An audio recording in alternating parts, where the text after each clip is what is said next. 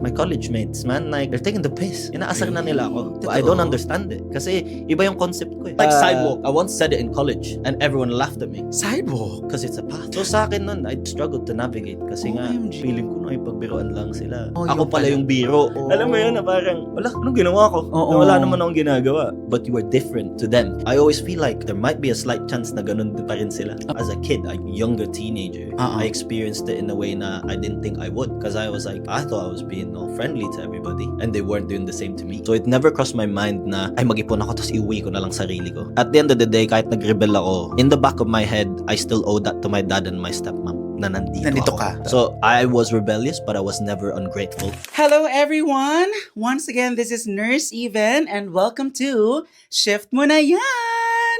The podcast! So for today's episode, mga kunars, I'm very excited to do this because I have, for the very first time po, mga kunars, nakikita nyo naman sa aking tabi. Totoo na, nangyayari na talaga ang ating podcast because I have my very first guest sa ating Shift Mo Na Yan episode. Palakpakan naman natin, RV! Ayan! Hi, everyone. So, a quick brief background lang po for RV para po, syempre, bagong muka. Talagang first time nating nakita si RV. Sino ba si RV sa buhay ko? Charot! Si RV po is one of my good friends here in Newcastle. Nag-meet po kami 2 years ago ba? Yeah. Oo, during volleyball era ko. Di ba nagva-volleyball era pa ako before yung healthy, fit pa yung aking mga activities. So doon ko na-meet si RV. And then, ayun na, bigla na lang nag-click na lang kami. Yeah. The reason kung bakit nawalan ng communication is, nagkagusto kasi siya sa akin. Charot! The reason kung bakit nabuhay ang Kunars merch, mga Kunars hoodies and fleeces is because of RV. Ayan. So enough about me mga Kunars. Again, fresh face, new face. Siya naman ang pagkwentuhan natin. Papangalanan natin itong episode na to ng Shift na ni RV. Ayan. Okay, so RV. Ito na. Hi, magpakilala ka muna sa ating mga Kunars, sa ating mga watchers. I'm RV. Yeah, like I mean, simple introduction from Even. Friends kami. We've met each other na so naturally. I actually didn't have a clue that he was this I know, big yes. star, you know? Totoo, because he grew up here na kasi. Dito na siya lumaki. You moved here when you were 16, Yes, right? yeah. When it comes sa Philippine entertainment, Philippine social media, hindi siya familiar kay Nurse Even. Ayan, and then after nga nun, naging magka-teammate din kami sa volleyball. Ayan, so RV, ready ka na ba makipagchismisan sa ating mga kunars? Tara, shift ko na eh. Shift mo na to. diba? Yes! Grabe naman ang pagka-rehearse. Ayan. So, welcome sa ating shift. And kung okay sa'yo, I will be asking some set of questions. And if you're willing to share your life stories during your shift, if you're willing to, share your experiences, challenges, hardships, mapag-uusapan natin yan dito sa ating shift today. So, are you ready na, RV? I think so. Hoy, actually, kinakabahan din ako mga kunars ha, in fairness, kasi nga first guest natin siya. So, RV, for people meeting you for the first time, who is RV sa iyong own words? I think for me, I'm a very kind of coffee-fueled, challenge-driven, Right? and fun-loving person, I would say so. Or some would say loko, you know? Grabe ang accent ni RV. Hindi ko naman maintindihan ang mga pinagsasasabi niya. Pero yan nga po, because he grew up here, yung way of communication na niya is dito na base. Do you think na nung dumating ka dito, when you were young, ganyan ka na talaga? Or na-develop na lang siya over time? Because of your nature nga din dito, because of your new circle of friends? Mahiyain ka ba bago ka dumating dito sa UK? Hindi naman in a sense. I think okay ako within group settings. So I always kind of like had that almost like a leadership kind of part in me na gusto ko laging maging part of something. I wanna be like in the know kung anong nangyayari, ganito, ganyan. But I wouldn't say, obviously, as an awkward teenager, you always get through that point na you might have come across awkward. Hindi mo lang alam. Correct. Pero sa tingin ko naman, I was always open to meeting people. Na, I wanted to learn. Kasi it's definitely something that you work on. Yung people skills is not something you just have in general. Totoo. Kasi ang hirap. Totoo. Ang hirap. Oo. Ano talaga siya eh, tinatrabaho din talaga ang communication skills, ang pakikipagkaibigan. Kailangan mo talaga siyang trabahuhin. It's like something I struggled with actually. Kasi nga, Really? like most people, you come to a new country, diba? Because as a teenager, I was 16. Katatapos ko lang ng high school. Ng high school. And you have to like, I jump on a plane straight to England. And I'm like, what is England? Like, ano to? Really? Alam mo yun na parang, lang yan lamig dito. So, in a way, parang, okay, like, I'm here. Andito na ako. Hindi ko alam, what do I expect? Wala akong expectation eh. Actually, more my childhood friends were more excited for me because they were fans of like football. Really? And I had no idea because all I played was basketball. Yeah. Okay. So a lot of that naging factor. So I'm like, how do you do this? How do you adjust to growing up in one part, in one culture, to then having to absorb another one Talaga? at that age? Kasi yun din yung nag-help to kind of like mold the way I approach people. Okay. Kasi you have both sides in a way. It's an advantage and then also like a disadvantage. Yes. Kasi I had to navigate that at a younger age. Correct. Yun yung Totoo. mahirap. Yes. Kasi, syempre, I grew up na Filipino, English natin is American. Nag-college ako na, you know, everyone around me was speaking differently. And then, spelling is a big Correct. thing. You spell differently. In the UK, you spell differently. So, you know, things like color, yeah. neighbor, Yeah. everything has a U here. Sa atin, di ba? Color ka is C-O-L-O-R. Dito may U. Totoo. And then they don't use Z here. Yeah. Or Z. It's Z. Yeah. Oo. They don't, yung realize nila, it should be S. Yeah. Diba? So, yung mga terminologies din bago. Yeah. Oo. Curious ako, RV, paano ka napapayag ng family members mo na pumunta dito? Kasi teenager ka na eh. Teenager kasi tayo. Diyan natin natututunan yung lahat. Bisyo, gala, and all. Pero ikaw, literally after high school, pumunta ka ng UK. Yes, it's magandang pakinggan. Wow, pupunta na si RV ng UK. But you, personally, the fear, the anxiety, yung overthinking na, oh my God, I will be on a different country at a very young age. Ano ba naging kwento nun? You know what? Loko to si is even eh. It's something I actually haven't thought about in years. I was just thinking this kasi I was like, we're gonna dive into this stuff. It's something I haven't even had a chance to actually absorb and think about when I was growing up here. Pero alam mo yun na, it's one thing to say you're not going to college sa Pinas. We're gonna take you to the UK. Yes. That's one thing. The shock of it was a lot to even think about because I was like, I want to go college basketball. Yes. You know, yun yung normal path, di ba? Oo. Kasi basketballista ka buong buhay mo ng high Oo. school hanggang natapos ka ng high school and I was like, kailangan makapag-tryouts na Yes. ganito, ganyan. Hanap ako ng school na pwede ako makapaglaro. For scholarship. And I was, ayun na yung plans ko eh. Ayun na yung nasa ulo ko. Uh-uh. And then, my dad was like, like, you're not gonna do that. Kasi, dadalhin nga kita dito. So that initial shock, I don't think to this day na ano ko siya in real time, na na-absorb ko eh. Kasi it happened all of a sudden na next thing I know, I finished high school, ayan na, paperworks. Yeah. Alika dito, pupunta tayo dito kasi kailangan mo tong ayusin. I need this because yung papers mo dito, kukunin natin sa may munisipyo, ganito, ganyan. Kung saan-saan. And it all happened just like that. Next thing you know, mga friends ko, kababata ko, they're throwing me a farewell party. Oh my gosh. Alam mo yun, na parang, teka lang, ano nangyayari? Diba? Like, I don't know what to expect kasi nga, again, I wasn't aware of what England was at the time. Na sabi nila, uy, malamig dun, ganito, ganyan. Magsuot ka ng madami, ganito, ganyan. Na parang, that was the first time you were hearing of this. And you had to adjust in your head as a 16-year-old. Na parang, paano ko gagawin yun? Like, what was I supposed to do? Like, I don't know what I was expecting. So you weren't prepared? Not at all. For example, may iba kasing mga bata, like, kunwari sa US setting, like, mga bata na nakapetisyon. So, bata pa lang sila, alam na nila eventually na mag-US sila. Hindi ganun ang naging setup mo? Talagang binigla ka lang ng parents mo? Yeah, I think it was for the most part 1 year before literally I was in 4th year high school. Bear in mind, yung dad ko, he's always been abroad. So, we weren't that close either at the time. Okay. Like, he would come home, we'll have, a typical OFW. Like, I salute him every time and I respect him so much. Pero, nung dumating ako dito, it was a struggle because we were both like, how do we do this? Correct. Alam mo yun, na he was always working abroad. He would come home and see us, bisita with my brothers, na parang, okay, like, he's home, and then he's gone again. Tapos back to, kami, na, it was always my tita. So, wala kayong solid relationship talaga I na wouldn't as say na father solid and siya. son? Yeah. from then. Kasi, Okay. ayun nga, he had to go and work kasi Oo. para sa amin. It's for our own sake. That's why I commend people who do this. Alam mo yun, na leave their family behind. Because ayun yung naging effect sa akin na you come and join your dad as a teenager already. Obviously, that was one of the hardest adjustments. Yeah, it could be awkward. Kasi, wala kami ganun. Oo, wala Alam mo kayong yun, dumating pag-uusapan ako eh. dito How's the na- weather? Oo.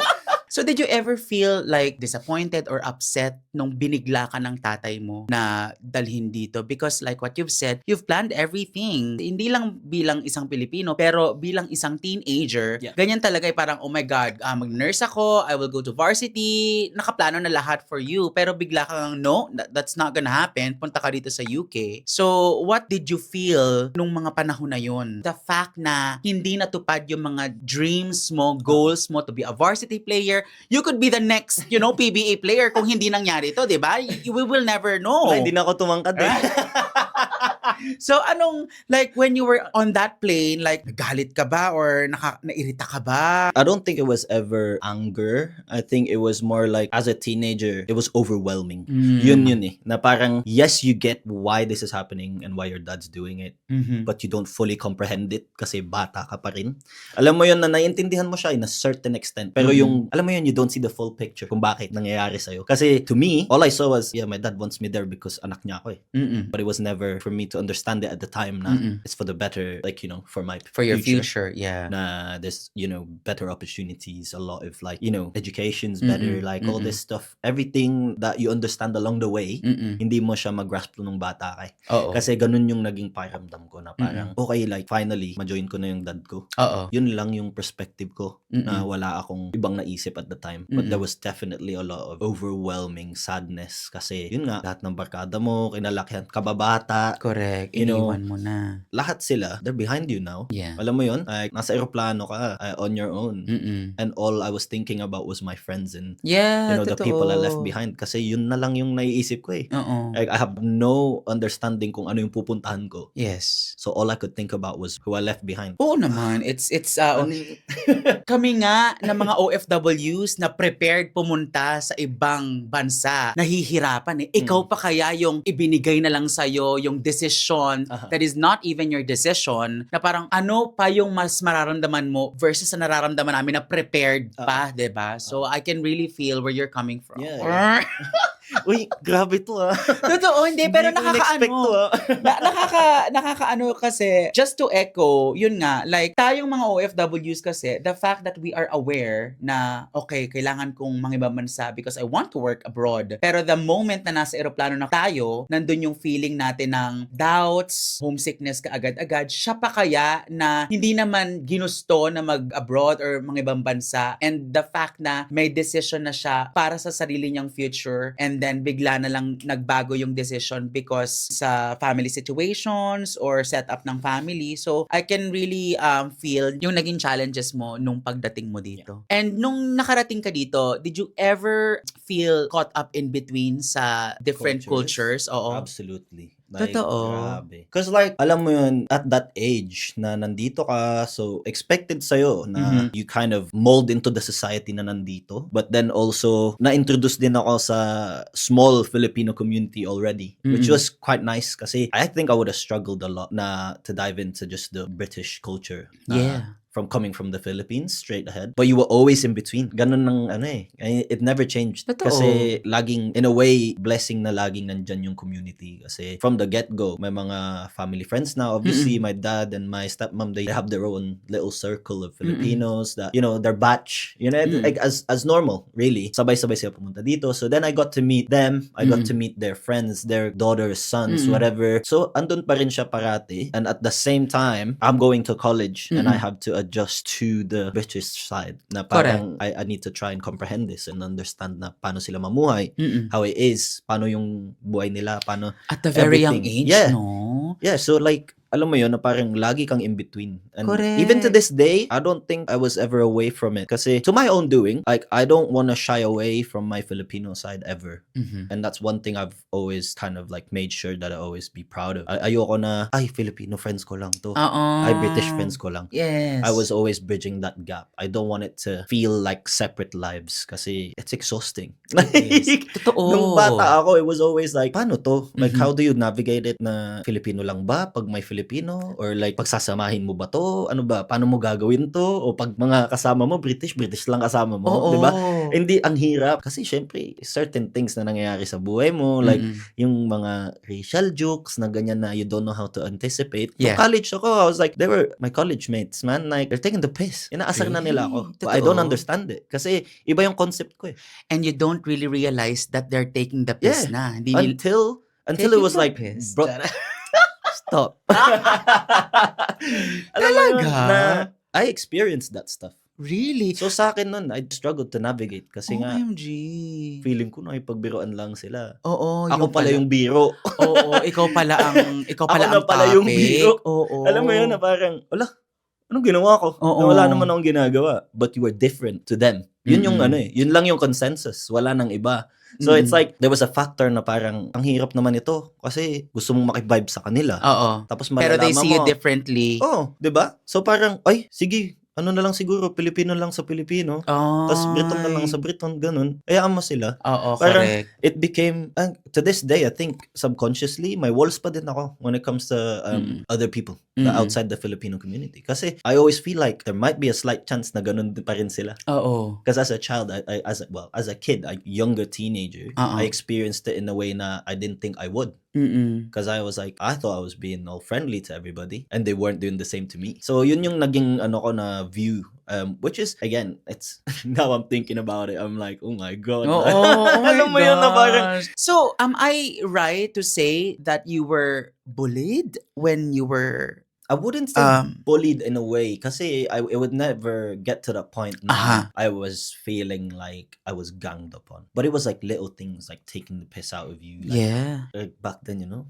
we got eraser. Kasi di ba American English? Yeah. And you'd hear them being like, uy, eraser. Yeah. What is an eraser for?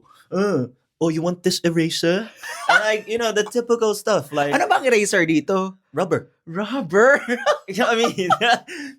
Oh, mga terms talaga. So like sidewalk. I once said it in college and everyone laughed at me. Sidewalk? Because it's a path. Oh my gosh! Totoo! Over here is a path. So, Yes. so you know, I said, "Oh, guys, can we walk on the sidewalk?" And he's like, "Oh, Sidewalk! Oh my gosh! And I was like, that was the type of Arte. thing.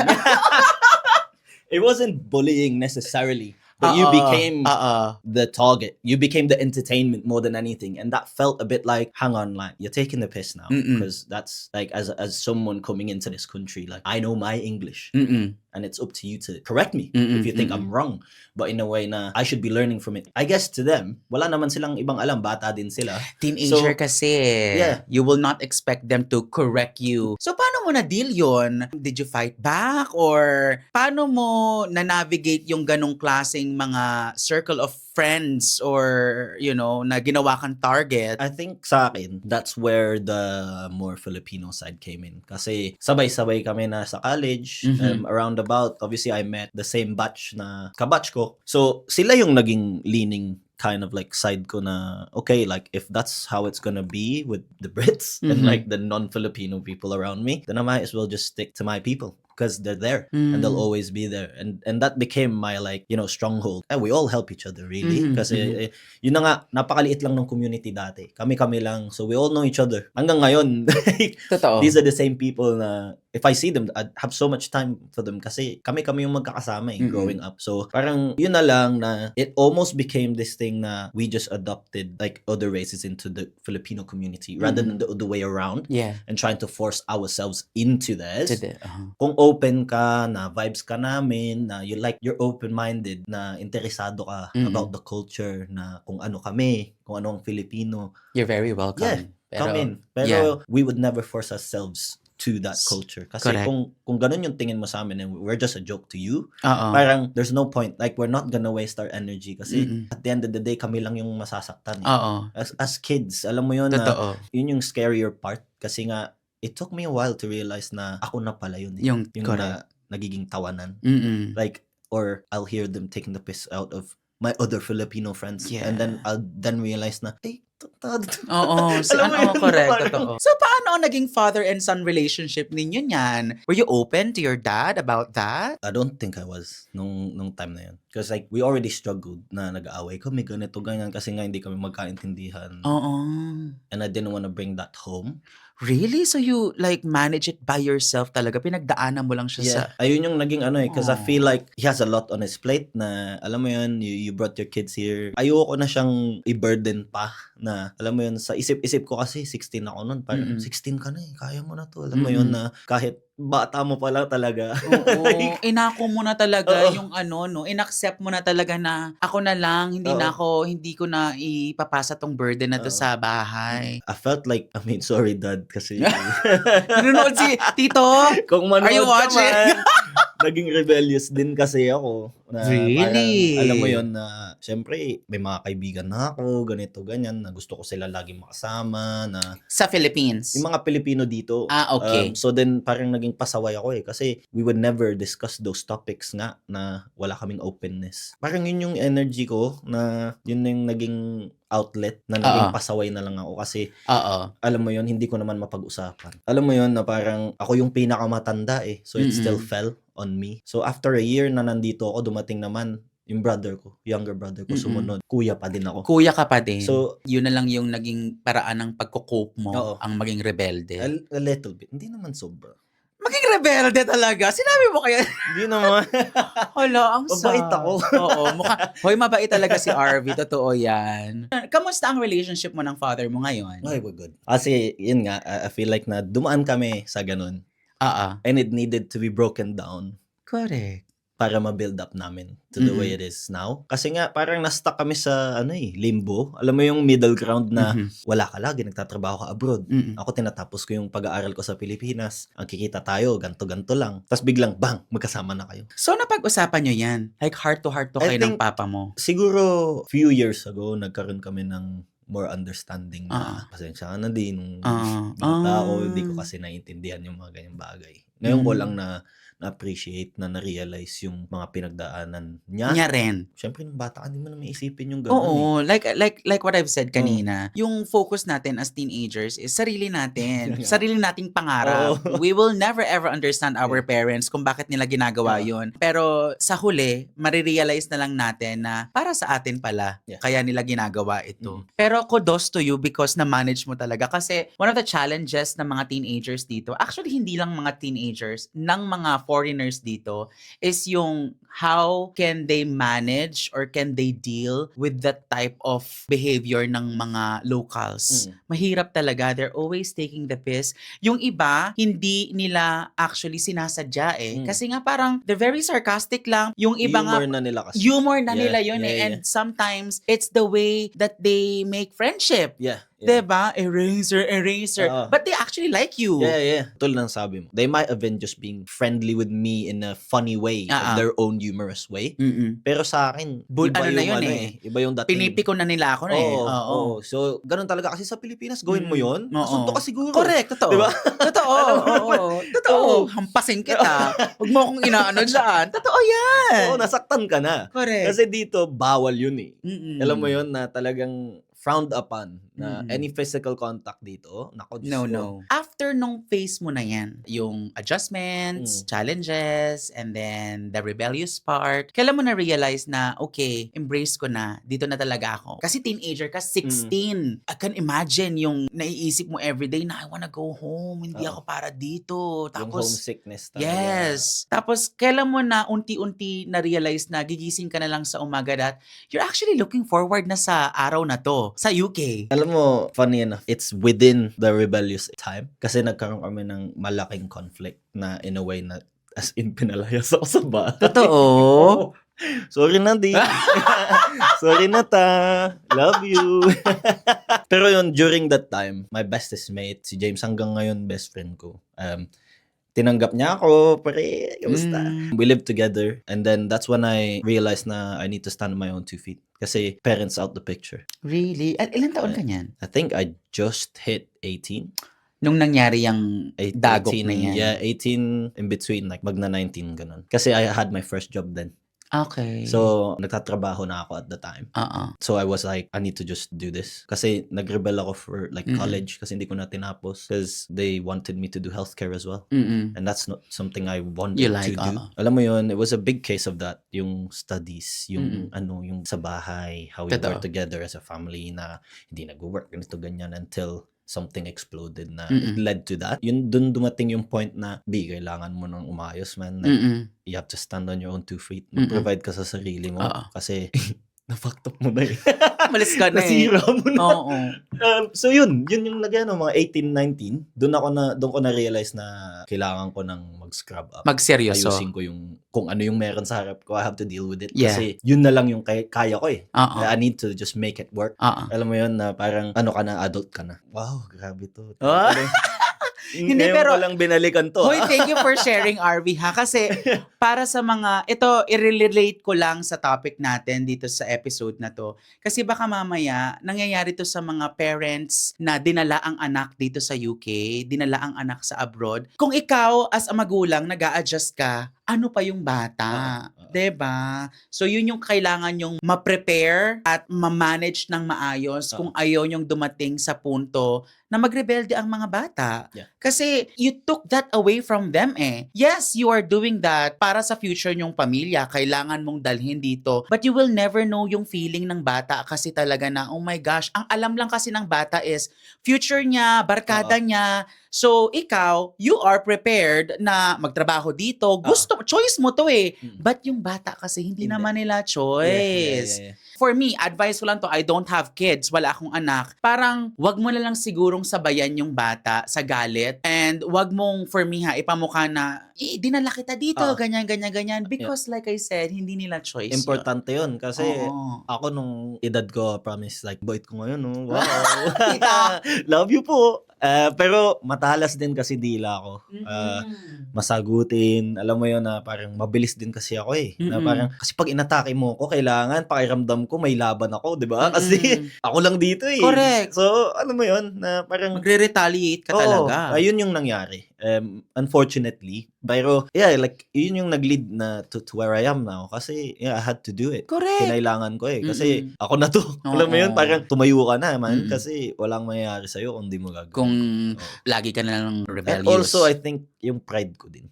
Kasi alam mo yun na parang may kinick out ka na. Yes. Alam mo yun na parang may pinapatunayan ka na, yun nga, it's one thing na hindi ako nagtapos eh.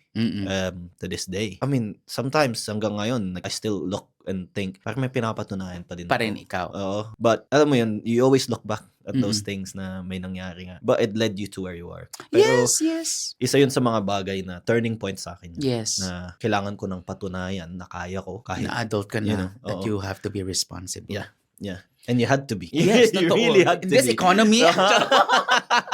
So speaking of responsibility and realizations na okay, wake up na tayo sa pagiging self-pity, kailangan na nating gumising sa katotohanan, maging responsible. Ano ang naging first job mo, career mo? Ano ang naging responsible RV after this phase ng rebellious era? Alam mo, nakakatawa yun. For someone, hindi ako nainom. I'm allergic to alcohol actually. Alam mo? Nakakatawa kasi nga, sorry RV to cut you ha. No. Kasi kaya ako pinangalanan tong shift mo na yan. Kasi nga, parang magkatunog siya ng shot mo na yan. So, ang aim ko sana sa aking mga podcast in the future is mag-iinuman kami dito. Kasi nga, shot mo na, shift mo na yan. And then, when I was preparing the studio, I was like, anong gusto mong inumin, RV? I have beer, I have wine, I have gin. Sabi niya, I don't drink. Sabi ko, alam, mag-coke ka na lang ganyan. Sorry, hindi kita masyadong kinilala. Kung tutusin dadating tayo dyan, nag-bartender ako. It's like my first job. Alam mo yan na... Sobrang ironic naman nun. Hindi kasi nung edad na yun, I never knew na ganun kasama yung ano ko eh. Like, allergy ko siya sa alcohol. So I thought it was just like, Asian flush, normal sa atin. Ano na, mga morenong tulad. Yeah. Mamumula ka talaga, alam mo yun, di ba normal?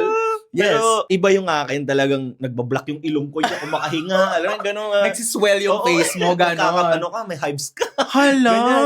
So, nag-bartender ko, which was fine. Kasi na-enjoy ko naman yung trabaho, yung social aspect. Pero, yun na yung una na parang kailangan mong kunin yung trabaho na yan. Kasi kailangan mo ng pera. May renta ka na. Kailangan mong ayusin yung mga bills mo. Oo.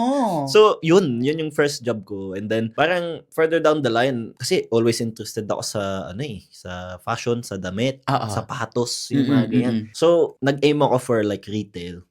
Doon na So, parang nag-transfer yun sa akin na ang naging transferable skills ko from being a bartender is yung face-to-face nga. Kasi, di ba, every time na taking orders. So, doon lumakas yung loob ko na parang, okay, I can do this. Like, pwede ko tong i-transfer sa ibang field. Di ba? Kasi I don't wanna serve alcohol all the time. Like, hindi ako nainom eh. Correct. Alam At mo saka yun? baka mamaya mag-allergic reaction ka pa during shift. Ano to? Kasalanan pa ng trabaho? Ayun na nga. So, Pero, nakaka-allergy. nag-went in ako sa retail. Yun, nag-start na yung ko sa retail. Foot Asylum, firstly. Yun yung naging first open job ko. Foot Asylum. Nag-Foot Locker din ako. Okay. Tapos, my biggest long stint was End Clothing. I was there for like 5 years. Really? And then that's where I got my opportunity to work in management. Nag-supervisor na ako doon. And then, onwards, parang yun na yung experience ko eh. So doon na lumaki yung passion ko for it, yung understanding ko for like menswear. Doon siya nag-evolve. So yun yung naging stepping stone. May mga connections ka ba dyan? Because like what you've said, Filipino. So totoo lang, madami kasi akong venture. Alam mo yung outside na nagtatrabaho ng retail noon. Okay. Ito, sa mga di nakakaalam. Ha? May fun fact pala tayo dito kay RV. Nagsayaw ako. sayaw? I was dancing. I was dancing in clubs. Kasi nung bata pa ako, Really? nung dumating ako dito, the first friends na na-introduce sa akin, they have a dance group. So I joined them. Okay. So that was our form of bonding. Filipino guys, we were doing choreography, we were dancing. So along the lines na while I was working in retail, part-time, I took a job at a club. So nagda-dance ako every weekend, like Friday night, Saturday nights, performing like street dance. Kasi para kaming birds in cages na may stage sa taas. Totoo? May stage sa taas ng bar and it's the whole place. It was called Players. Wala na siya ngayon eh. It was inside the gate. Hindi ko siya. But yeah, yun yung side hustle ko sa weekend. So I was dancing in a nightclub, performing, and then working daytime in retail. OMG. So yun yung naging yung balance ko. So at a very young age, 20-ish ka niyan, no? Yeah, I started dancing there when I was 19. Kasi yun yung kailangan mong gawin. Alam mo yun, yung di nare-realize ng tao na what you had to do to get through and like, provide for you at a young age. Correct. Diba? Alam mo yun? Kasi may swerte na yung mga bata ngayon na dito na lumaki, mga Pilipino na dito na your parents were there the whole time. Alam mo yun na within that age, maybe up to when you were 21 or you finish uni. They support you. Oo. Pero Ako, yung I had case to. mo kasi, Yeah. you had to support yourself. Yeah. Actually, hanggang ngayon, you are still supporting yourself. Yeah. So, paano mo na ma-manage yung day, night, nag-juggle yung pagiging workaholic mo? I think at the time, sanayan lang talaga. And it paid well for dancing nung mga panahon na yon. Like, at a young age, you were earning 11, 12 pounds an hour. So, ang laking extra income na sa akin. Totoo. So, during the week, yun yung magiging trabaho ko sa retail. So, yun yung naging balance ko for 5 years, I think. And then, yun, after a few years, siguro, I believe I was 21, medyo naging okay na kami ng parents ko. We crossed the boundary na, ang weird, alam mo nangyari. Tatrabaho ako sa Foot Locker. I went on my break. Lalakad lang ako sa Northumberland Street, papunta ng McDonald's. Ang nakita ko, daddy ko, si tita, tsaka yung kapatid kong babae. Wala ka pa niyan sa bahay? Wala pa. So we just bumped into each other. Alam mo yung palapit na ng Pasko pa? So the whole thing was sobrang like... cliche naman. Oo, grabe. Parang teleserye. So paano kayo yung reconciliation ng pag-usap niyo ulit? Napaka-vivid nung memory na yun. Kasi sa akin, shock. Daddy ko nakita ko. Alam mo, typical. Stoy. Sabi ng daddy ko. It's giving tatay talaga. Uy. Oo.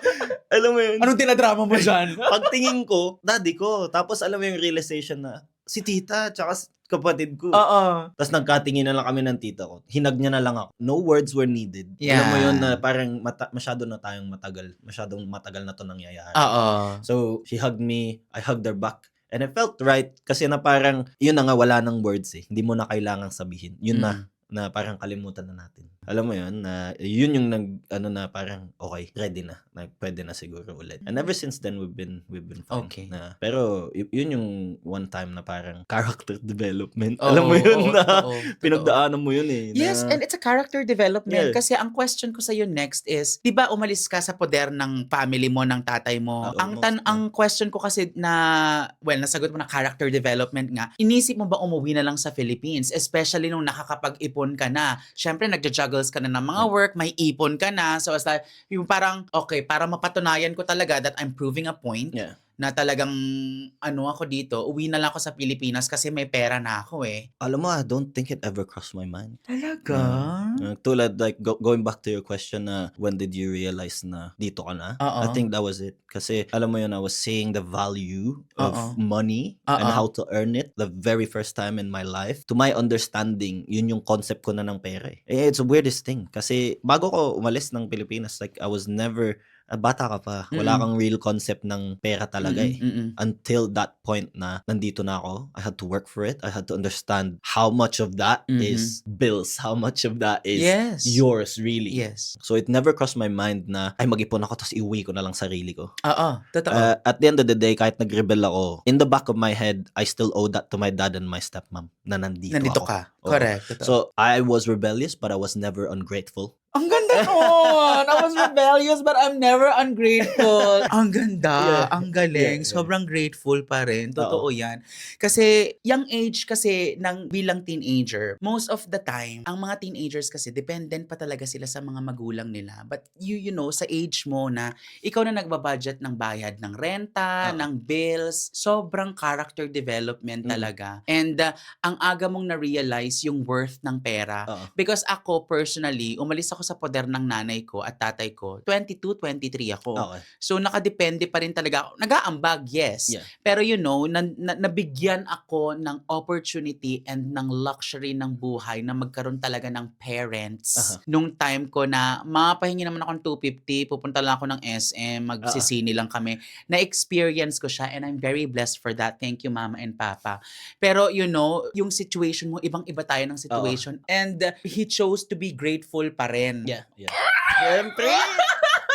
Grabe yun. Yung mic ko. Sinira ka mo na tuloy. Ang galing, Army. Ang galing. Hindi, sa totoo amazing. lang. Yeah, because yun na yung realization nga, di ba, na parang andito ka na eh. So, yes, may galit ka, may hinanakit ka, pero it was never enough for me na balik na lang ako, bahala kayo dyan, di ba? Like, wala naman akong, yes, I was earning money, but never crazy amount na pwede akong uwi na ako. Uwi na, bye. yeah. Alam mo? Bye. Oo. Pero ang hirap din nun kahit sabihin mo na sa akin na I had to learn the value of money. Hanggang ngayon, di ko alam yung value ng money. Hindi, yung si James, yung si James, honestly, yung best friend ko, si James, even got to the point na parang, pre, pasensya ka na, malilito ako sa renta.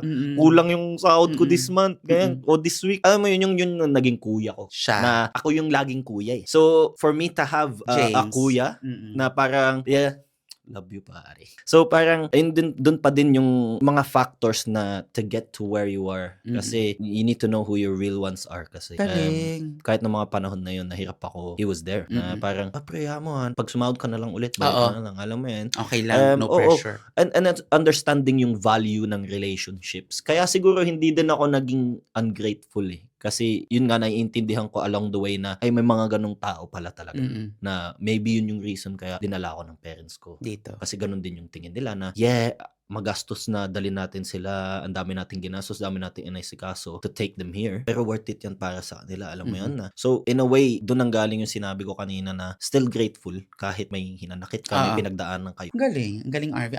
Amazing. So, since nung nagsama ulit kayo ng tatay mo, naka-feel ka ba ng panunumbat na binuhay ko ang sarili ko pa? Tigilan mo ko dyan. Parang mga ganon. Hindi naman. Kasi parang andun pa din yung unspoken thing na hindi na nila ako ipupush and hindi ko na din sila sasagutin masyado. Kasi we both have that understanding na kinaya mo naman eh. 'Di ba? Na parang hindi ka na namin masyadong kukulitin o masyadong ipupush sa gusto namin. Kasi kaya mo na. And hanggang ngayon, ganyan pa rin yung routine ninyo or... Alam mo, siya lalo eh. Kasi nga, di ba, may bebe na ako. Sa mga curious po, unfortunately, RV is not single. Kaya rin kami naghiwalay nito eh. Kasi nga, hello Victoria. So, pag-usapan na natin ang pinaka-sad na part. Hindi nga po siya single. I-introduce mo naman kami sa world ng pagiging tatay and partner. Yeah, it's something I'm very proud of. So yeah, my partner's called Victoria. Hi, Victoria! Hi, mahal. Mahal pala. Sarap. I mean, she understands that one. And my little girl called Maya. Nung nabuo ba si Maya and nagkaroon ka ng Victoria, mas naintindihan mo ba ang tatay mo? Or... Oh, absolutely. Kasi ang laking factor nun, actually. Kasi parang nag-mature ako lalo in a way na akala ko I was already there. And I laugh at myself sometimes because I'm like, I'm living that now. Oo, Kasi correct. naiintindihan ko na yung mga bagay na sinasabi nila na sinusumbat dati. sa'yo nung teenager ka pa lang. Ayan, tito, totoo na siya. Naiintindihan ko na di. Oo. In a way, we manage, me and Victoria, we work great together. We literally like do the best that we can for Maya. Kasi that's the only thing you really can do.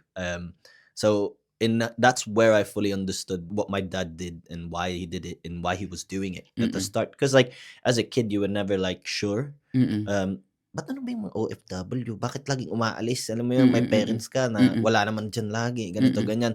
And having my own kid actually made me realize that it's a different type of love. Kasi yung gagawin mo lahat as much as you can. Correct. For them. That's when I fully understood my dad na yeah, he was doing that for us. It's not just for yourself, pero it broadens the horizon. It broadens the horizon. Ano to, Lion King? Galing, RV. So, are you ready na in the future na pag si Maya naman ang naka-experience ng mga na-experience mo where you were a teenager, how would you handle Maya pag dumating sa point na she will question you na As a parent. as a father? Yes. I don't know, kasi I always tell this like to people, especially like people with no kids, and they ask me, were you ready? Like this and this. I was like, I don't think you're ever ready. Really and truly. Mentally, you just have to prepare yourself for it. And I think that's how I'm seeing it. I mean, fingers crossed, further down the line, Maya, if you watch this when you grow older, Daddy was trying to prepare. Andito lang siya yung video, Maya ha. Pag, if you ever feel rebellious, just watch this episode. Don't. I'm preparing, I'm trying. Pero yun, I think it's the only way is to really have an open mind, try and communicate better. And I think that's what I'm going to try and apply with her, is to really communicate well and actually make my daughter feel like she can approach me with certain things and be able to actually tell me how she is, how she's feeling, what she needs, or if she's struggling with something. I would want that for her. Open communication. Yes. I want her Totoo. to have that. Galing. So, with the nature of your work, yung environment mo, paano mo nababalanse and how do you handle pressure sa lifestyle mo and sa lifestyle ninyo ni Victoria? Kape. Kape. Alam mo, I think most of it sa mga nanonood or manonood nito, I think it's very like prioritizing. Yun yung main thing. Kasi you need to know what's most important and you have to actually like prioritize properly. Tulad niyan, it's always family first, regardless. Kahit anong ginagawa ko, even if it's my daytime job, if it's my passion, like whatever it is, Maya is at the forefront of it and Victoria. Because I need to make sure that they're okay before I go do something. Basta ko yung anak ko. Maya and Victoria first. And then I can just get on with it and find the best way to reject or reschedule. Yun yung inaano ko lagi na Reject or reschedule. Galing. Kasi if it's possible na you can reschedule something, then do it. But if it's the only time they can do something like a project, let's say someone approached me for a campaign and it's a very set day, if I really can't, then I'll just have to reject it. Politely, di ba? Kasi yun naman in our industry, di ba? You've been in this industry longer than me kasi I just started, but it's something I've been really enjoying a lot. And this is where like a lot of like recent happiness has come from kasi Correct. I never realized I wanted to be in it, di ba? Totoo Parang I fell into it in a way. Pero yeah, I think less pressure on myself. Sa mga pinagdaanan mo from pagiging away from home at a very young age hanggang sa ngayon na father ka na, ano sa tingin mo yung biggest misconception sa mga teenagers na nakapunta dito? I think everyone expects it to be easy. I think your expectation na, ay, nasa ibang bansa ka na, sarap na ng buhay mo niyan. I think that's the main misconception na hindi na-realize ng tao na teenager ka. Yun yung pinakasigurong confusing time emotionally, mentally, physically. Di mo naman ano nangyari sa'yo na tas dadaling ka sa ibang bansa. The misconception there is, ay, nandun na yan, masaya na buhay niyan. Totoo yan. Alam mo yun, na parang, Agree. uy, ang sarap swerte ng nun. buhay. Oo. Totoo. Alam mo na parang, uy, ang swerte ni Arvin, nandun na siya. Nakuha Alam siya mo ng yun? tatay niya. Oo, yun yung misconception talaga. Kasi, ang swerte ko na dun eh. Di ba? Andun na lahat eh. Andun yung mga Totoo. kaibigan ko na Ang kinalakihan swerte ko. nyo, nandyan Oo, kayo. yun. Ako kailangan Yun. kong pumunta dito with my dad. Oo. Nawala akong kakilala. Nawala akong akong kaibigan. kaalam-alam Diba? dito. Yun na eh. Ang galing, the Yeah. misconception. Actually, Oo. totoo yan. Ang tingin nyo kasi dito sa ibang bansa is paradise. Oo. Parang endgame na ito sa inyo eh. So, what keeps you grounded sa mga bagay na napagdaanan mo, sa mga overwhelming scenarios sa buhay mo? Ano yung naging paraan mo para maging grounded? There's a few different factors. Kasi I was raised in a Christian school. So Mhm. like, still God, you know. You may not see me in church all the time, but my belief system is there. Kay Lord pa din, mag-pray ako whenever it gets too overwhelming. And my dad taught me to keep that, you know. Kasi Mhm. si dad ko din. Family and Victoria, those are the different factors, Maya, that keeps me kind of leveled and grounded. Kasi you have to have that certain faith that you can hang on to. Kasi lahat naman tayo will go through challenges, and I think that's really important to like know the things that you can hang on to, and you really like level you up and like get you back down to a grounded level. 'Cause Yeah. life can be overwhelming for everybody, and that's a given. I think if it's That's life. if it's Life not is overwhelming, life. you're not doing it right. Totoo. Ang galing. Dami ko natutunan ko, Arvy. If it's not your overwhelming na doing it. Ang galing, ang galing. Yeah. So ano ang maa-advise mo sa isang kagaya mo na nakarating dito, na same scenario, same situation, same experience? What advice could you give to them? One thing I would say is, I mean, I guess this is also like advice to my younger self. Like, don't be afraid to talk. And that was one thing I regret not doing. Because, like I said earlier, I never felt like I should have, because I'm the kuya, I'm the eldest. I should have like kept it strong myself. I can do this myself. I can handle it. No, like, your parents are there for a reason. And that's understanding it now. Open up. And that's one of the most important things I would like tell people, like younger generation and teenagers. If it feels a lot, like, we should go to parents. Communication is key talaga. Yeah, open up, because that's the only way they can help. Yeah. Because at the same time, you may not understand what you're going through. They certainly don't understand what you're going through because you're not telling them. So yun lang, I think, go for it na huwag kang matakot. They're your parents for a reason. Alam mo yun? They'll always listen. Kahit masermonan ka, let's say, but it's part of being a parent. Totoo. They'll still find a way to help. Ang galing. Ang galing, Harvey. So ano naman ma-advise mo sa mga parents naman na pinagdadaanan or napagdadaanan yung situation na na-share mo? Kung tutuusin, I think depende kasi iba-iba din yung, kasi tulad mo, di ba? Iba tayo ng pinagdaanan. Iba yung generational na parang yung generation ko iba din So, I think ang hirap kasing tignan nun from their perspective kasi parents sila before they came abroad. As to I became a parent here. So alam mo yun, na parang iba yung approach ko sa approach nila. Kasi that's what I understood with my dad. Kasi galing nga siya sa, in a way, Filipino parenting. Diba? And as a kid, I experienced palo. You know, you can't do that here. Right? Diba? No, Maya, ang swerte mo. Chara. Bawal. Cannot follow you, ha? So, pinagdaanan ko din So, alam mo yun, na parang it depends where you are. Circumstantial yung advice.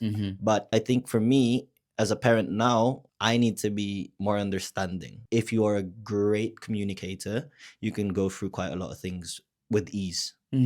In a better manner, with less anger, less shouting, less conflict. Kasi yun yung parang nawala nung bata ako Kasi we were never great at it. So naging outlet mo sigawan, naging outlet mo sumbatan, naging outlet mo yung parang ay sama ng loob, di ba? But if you open up and you really have this open conversation, I would say to the parents, treat them like person, not a kid. Kasi iba na yung bata sa teenager. Iba na yung bata sa magdi-18 na. Alam mo yun, na parang, kasi pag bata, okay lang Kasi you can tell them. You communicate din talaga kasi Oo. hindi mo malalaman kung paano mo ma-deal yung Yun isang na nga. situation if you don't. Baka mamaya kasi ina-assume mo na ganito na siya, ganito Oo. siya, pero hindi mo man lang kinausap yung bata. Hindi mo inalam na Correct. kung ano talaga eh. Totoo. So, yeah, and it's easy though because I think sa Filipino way, it was always the same. It's like the parents knew what's best. That was it. Yeah, they did to the certain aspect. Mhm. Pero yun nga, tulad ng sabi mo, di ba, na they'll assume. Yes. They won't take the time out to understand what actually is going on. So Correct. I think, like you said, the communication, like, it has a big factor. So yun lang ang ma-advise ko. Isa rin sa maganda talaga sa practice dito sa UK, and I'm not sure kung napapractice na rin siya sa Philippines, yung Western culture talaga, importante talaga dito ang communication. Kasi sa atin ako yung kinalakihan ko, once na sumagot ka sa parents mo, bastos ka. Diba? Masagot ka na. Diba? Parang it's giving 1980. Parang pag parent ka kasi wag mo akong sasagutin. Ako, I know best. I know what's best for you. Pero for this episode, talagang na-target ni RV yung importance ng communication. Kasi you will never know yung situation nyo as family, as father and son, or as a person kung you don't communicate talaga. And sana ma-apply natin siya sa ating home kasi ang sarap sa feeling nung iba. meron kayong open communication. Pero hindi porke, we have this luxury na nakakapag-communicate tayo, ay hindi na ibig sabihin, hindi disregard namin yung mga tao na they cannot communicate. Yeah. Kasi may mga tao din talaga na hirap makipag-communicate. Oo naman. Totoo. And I just hope and pray na in time, sa future, malaman nyo or ma-realize nyo yung importance ng communication, and sana is magkaroon kayo ng lakas ng loob to communicate. Kasi one of the challenges of a failed relationship is lack of communication. Kasi hindi, tulad nga nun, like you said it yourself, di ba? Kasi may mga tao din na hirap din sa ganun. Like, I've said this at the start, I've had to learn how to be this way. Totoo. I've had to like learn how to communicate better. Kasi like I wanted to. Alam mo yun na parang, man, like failed relationship ko last time, man. Parang, ano nangyari dun? Yeah. Oh yeah, I didn't do this. I didn't tell her exactly what happened or how I felt. So parang, inexperience, dun din manggagaling. I think with the family thing for me as well, with me and my dad, that's where I kind of pick that bone and think, oh yeah, I could have been better then. Like I could have spoke a lot more. I could have told them exactly what I felt and how I felt. So yun yung mga bagay na I always look back at that. Na parang, what can I learn from that? And what can I pick out and apply to my life now? Kasi yun nga, like it never just comes to you. Communication is not something na you'll always just have. Like, alam mo yun, kaya nga, di ba, sa atin, like, they teach you how to speak your own language. The Filipino subject. Totoo. Kasi lahat doon everything in language is a language, but if you can't use that language correctly, you won't be able to put your point across in the right way. Kaya it's a learning process, definitely. Totoo. It's not what you say, it's how you say it. May nasabi meron din siya. Pero ang common naman nung na-contribute ko. RV, thank you very much. No, so, thank what's you. next for RV? Honestly, I'm taking everything step by step. Because, the group I started, Northern Uniform, we're a baby. Like, we started last year in April and... Please follow Northern Uniform. Ano ba ang Northern Uniform? Honestly, it started as a community page and we want it to be more of a representation. Because, like, it's a group of guys that are interested in menswear, lifestyle in general. So, we thought, there's nothing like that up north, So, we made the page hoping to make it some sort of community page that, younger kids can look at and think, oh, these guys dress well. Like, they care about what they wear. Let's follow them. Take some inspiration, hopefully. And also uplifting what's up here. We work with local brands, local businesses to highlight that, hey, these are things that are happening up north, and you should know it too because it's here. Obviously, I am on Instagram as well. That's our Vicente Junior 9. And Northern Uniform is my baby. If you guys are curious to what that is, like give it a follow. We'd really appreciate it. Honestly, I just want to thank Even because this is one thing that I've said this year that I needed to cross, speaking in front of a camera. Ang galing mo. Actually, mas magaling ka nga sa host eh. RV, you have a talent, ha? You have talent, ha? That's a big compliment RV, coming no? from Even. Super, like grabe yung utak niya. Hindi na kailangan mag-isip. Ang galing, RV. You have to make your own podcast. Feeling ko, relaxing yung voice mo. O and all. baka kailangan mo ng co-host. Yeah. Tingnan natin. Oh, diba? Ang galing, RV. Thank you very much for thank guesting you for the sa... opportunity. Kasi I really enjoyed this, actually. Disclaimer lang mga kunars bago natin tapusin itong ating programa. Ito po ay life experiences ni RV. Ito po ay mga opinion na sa tingin ni RV ay tama para sa kanya. Ako po ay humihingi ng respect sa ating mga manonood and sana po ay nag-enjoy kayo sa ating episode for today's video. RV, thank you very much. Maraming salamat. Once again mga kunars, this has been Nurse Even And RV! Ayan. And maraming salamat po sa panonood ng Shift Mo Na Yan! Bye mga kunars!